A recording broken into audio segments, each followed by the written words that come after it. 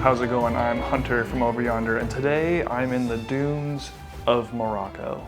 When I think of the history of black powder and the evolution of the musket, some of the standouts that come to mind are the English Brown Bess or the American Kentucky rifle.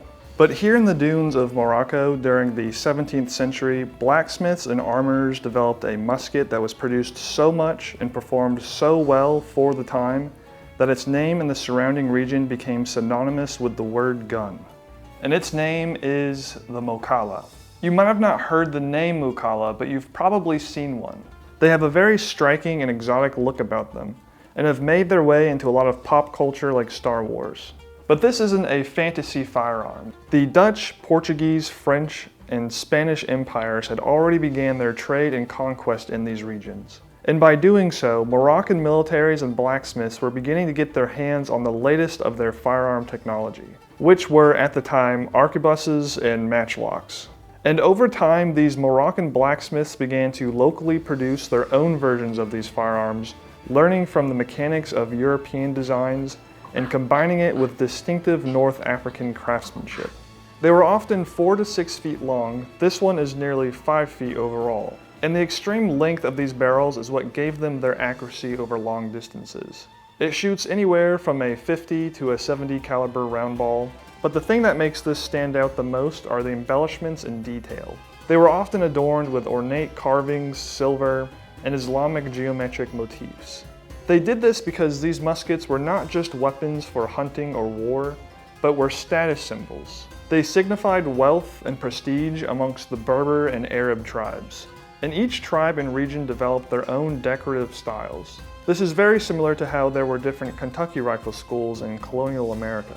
Now, I couldn't find any information on what tribe or person made this one in particular, but as you can see, it's seen its fair share of weathering. Every piece of metal on this musket is totally rusted over to the point of it actually doing damage to the surface. The stock is so old that there's a layer of dirt and grime that covers nearly every part of it. Now, I'm typically an advocate for keeping objects in their current condition because it tells a story about what it went through. Every bump and scratch is a person in history leaving a mark on this object to be passed on.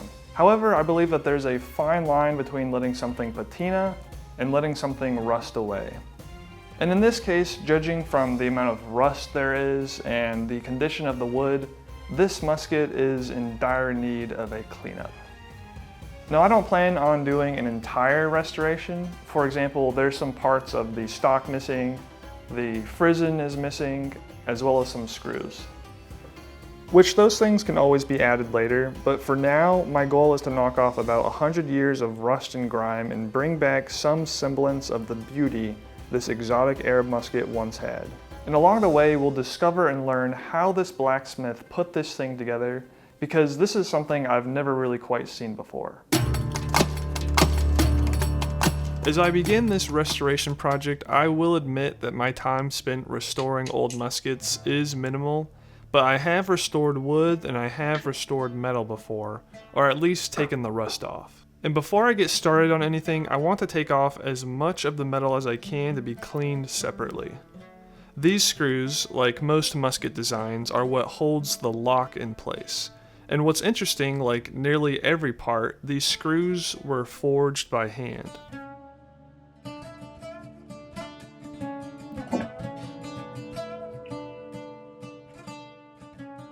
And it seems as though they managed to thread this, and it's been flattened for some reason on the end. And now for the big reveal. The backside of this lock hasn't seen light for nearly 100 years. This is pretty much what I expected. But the workings of the lock look a lot more complex than I would have thought. After some research, I found that this particular design is called a Snaphance. We'll get into how it works later. Now take a look at all this grime.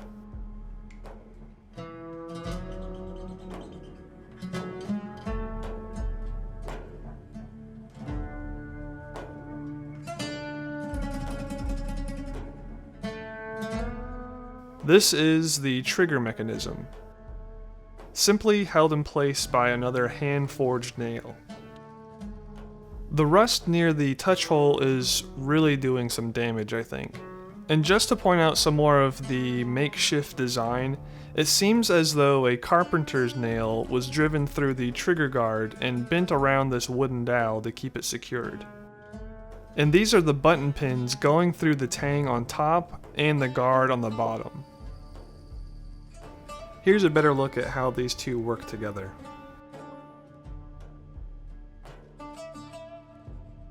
So to remove the guard, I need to carefully remove this pin and nails.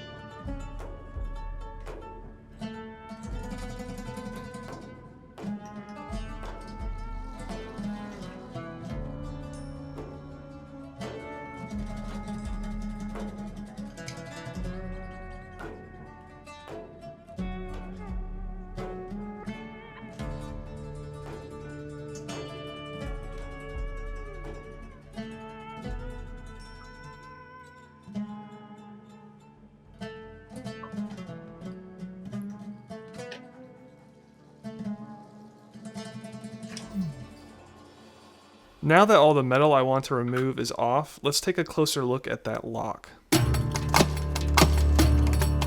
Some of the muskets that I've shot before are the Brown Bess and the Kentucky rifle, and the way their locks work are quite simple. Here's a picture of the back of one. And just from looking at the picture, I think it's pretty easy to understand how it works.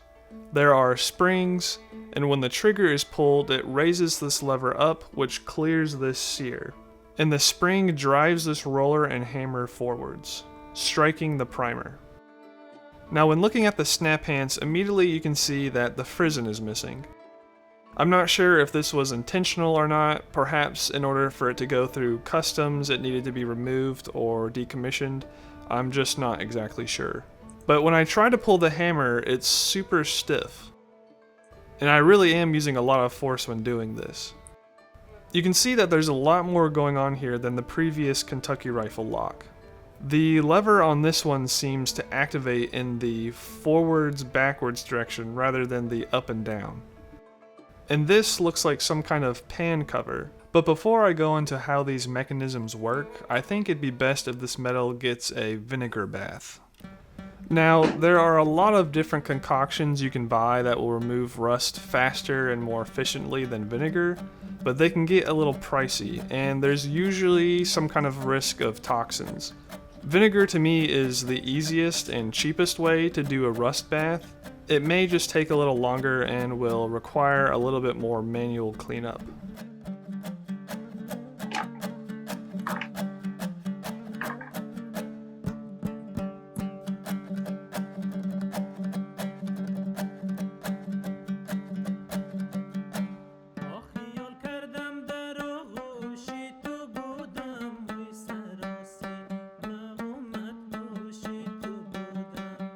So now that everything is in there and submerged, we'll just let this sit and come back to it later.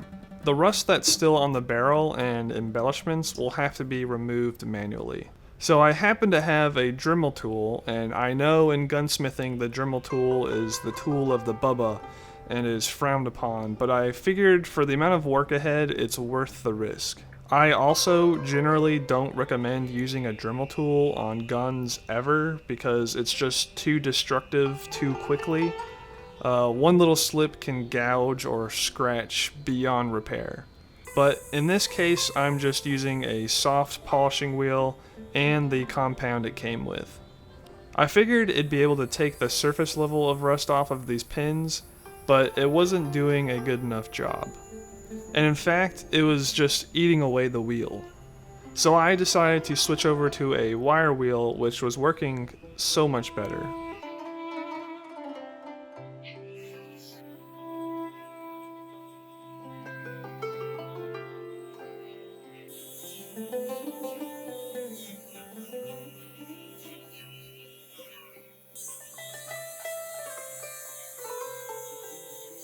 It was hard to try and get the rims of those pins, but we'll come back to that later.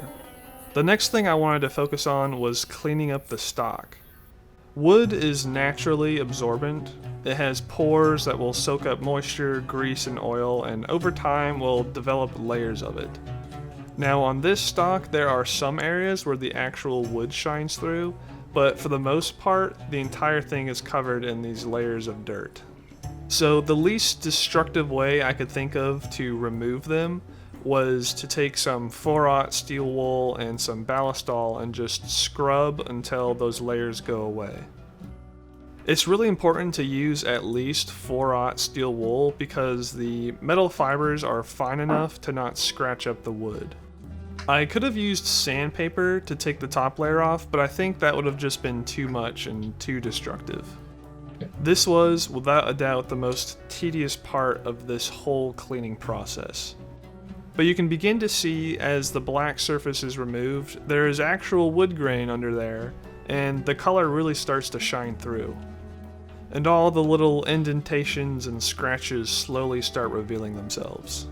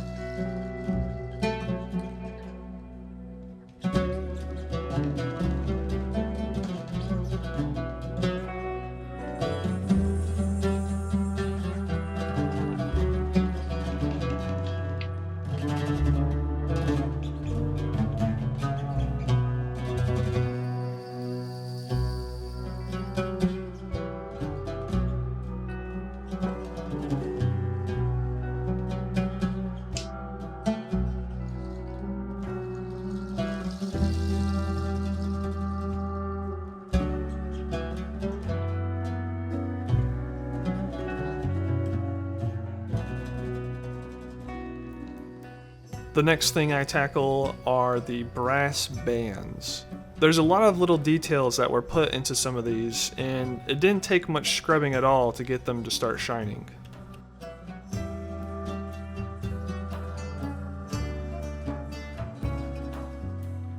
This is the difference between the before and after on the left versus right. And then after this one, I just make my way down the barrel to the next ones.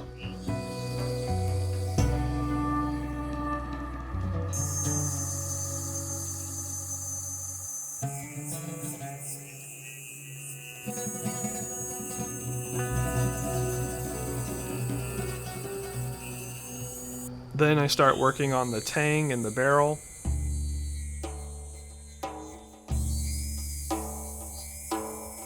The pin on top actually turned out to be a golden color when the rust was taken off. Again, I think the fastest way to knock off the rust is with the wire wheel.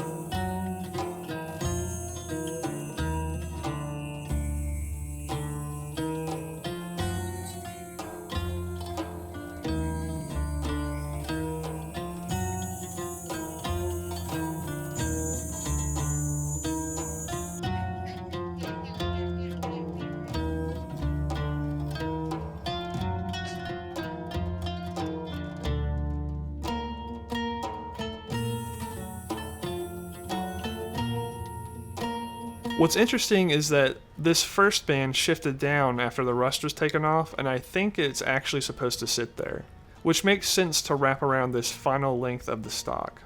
And then more scrubbing, and finally doing a wipe down with a clean cloth.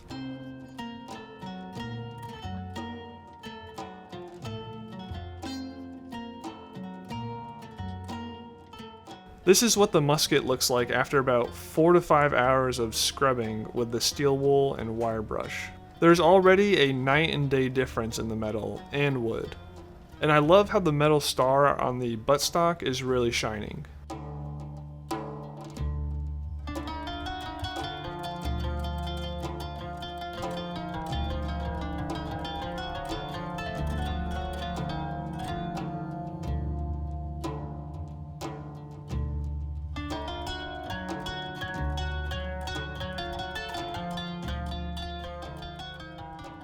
But now that the cleaning is more or less done, I can start polishing again. This time I try my best to clean up around those rims.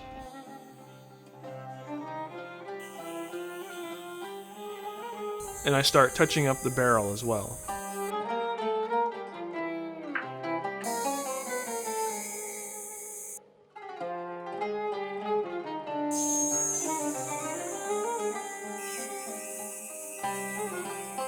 I think the biggest difference in polishing is on these bands. After a few passes, I can actually see my reflection in the brass, which is now almost to a mirror finish. This is the backside without that mirror finish for reference.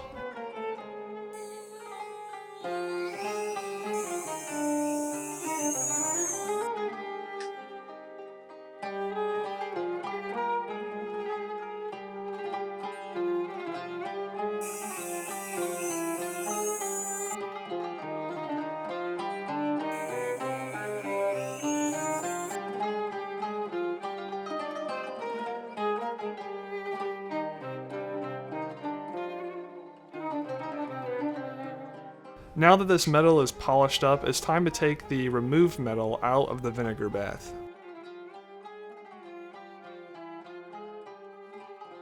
So this metal sat for about 2 days in the vinegar, and it doesn't look very clean, but the vinegar has broken up that rust to make it super easy to remove, and it's gotten into all those little nooks and crannies that are hard to reach.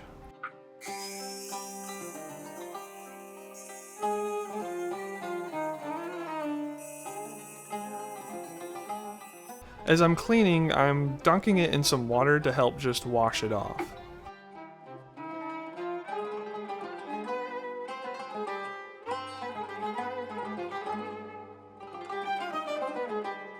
And after a good amount of scrubbing, this is what the lock looks like. There are still some little spots that could be touched up, but the bulk of the rust is gone. I did my best to clean the rest of the pieces up as well. So now to really see how this lock works, let's put back on the flint jaws. Pulling back this hammer is way easier than before. And when I pull it back, you can see that this arm interfaces with this sear holding it in place. And now when I press the sear, it releases that arm, allowing the hammer to roll forward. But let's slow it down and take a closer look, because it took me a while to actually understand what was going on. And I'll just note, I think it's really quite amazing that all of these parts were hand forged and hand fit together. So let's start from the beginning. This is obviously the mainspring, which is applying a force on this tumbler, which is attached to the hammer and makes it want to roll forward. You can see how this works when I pull the hammer back. But this arm here actually has a platform that extends through the plate to the other side. And this sear spring here is applying a force to this arm, which rotates about this pin. So when I pull this back, this little platform from that arm extends and keeps the hammer in place. And what's interesting is that this little platform doesn't actually lap over this ledge, but it creates enough of a barrier to keep the whole hammer from moving forward. And so now, when I release this, the force of that mainspring overpowers the force of that smaller sear spring, and the hammer pushes that platform back as it rolls forward. And this is how the trigger would sit inside the stock and would engage with the sear. And now to look at it in real time. So obviously I'm missing a couple of components, but this is generally how it would work. The hammer would fly forward and it would hit the frizzen, which isn't there. And on another note, I have no idea if this is some kind of maker mark. It sort of looks intentional, but I could be totally wrong. Something else that I found interesting was this here. So when I was cleaning this, it was totally seized up. I noticed that this was a pin and this was an arm, so now it can actually swivel like this. So to me, this seems like a sort of pan cover to contain your priming charge. Although the frizzen is missing, I don't believe they function like a Brown Bess or a Kentucky rifle where the pan cover is actually sort of built into the frizzen. So I guess when you were ready to fire, you would actually have to make sure that the cover was shifted forward. Although I have a feeling there may have been a built-in mechanism in this Snaphance that automatically pushes this cover forward. It's also interesting that this cover looks uneven, but it actually meshes perfectly with the back side of the pan. But now it's time to put it all back together. The first thing to install back is the trigger.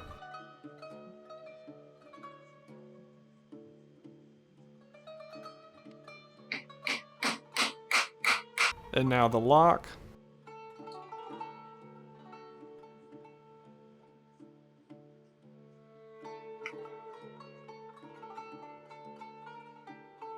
And now for a function test. And when the sear activates, you can see the trigger snap to under tension. The trigger pull feels actually very smooth.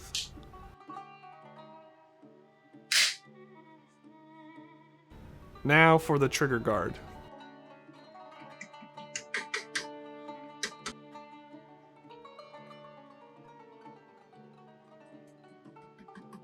And I'm reusing the nails that were taken out before. I didn't want to add any kind of new hardware and keep everything original, even the bent up nails.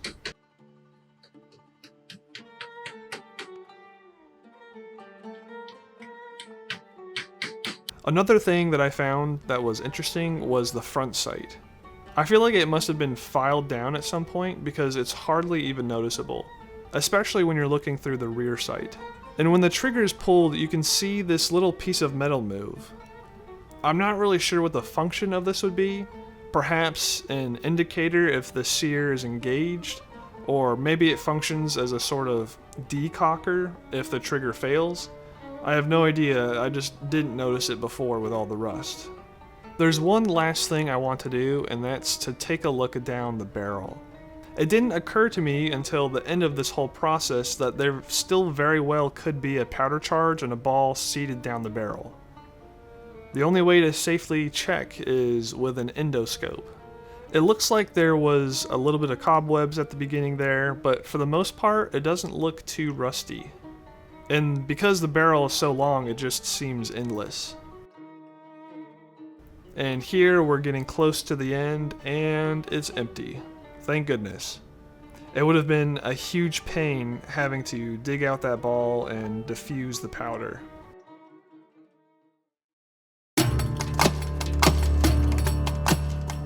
And this is the final result of the cleaning process.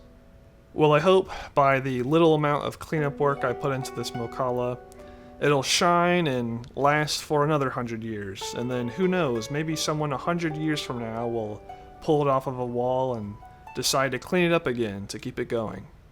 I think the thing that I appreciate the most after working on this, especially right now in the age of automation and AI, is it's evident that a real human hand-forged, bent, and decorated every part of this musket. Now, is this the most finely decorated Moukhala I've ever seen? No. But this blacksmith's work is an example of something that you don't ever see today in the age of disposable and expendable objects. It's a reflection of a culture, of a land, and of a people, not some industrial manufacturer or government. And so we, the designers of today, can perhaps learn from the designers of the past and start investing in what we make. Because then, it will be something worth keeping for 100 years. I'm Hunter from over yonder, and I will see you in the next one.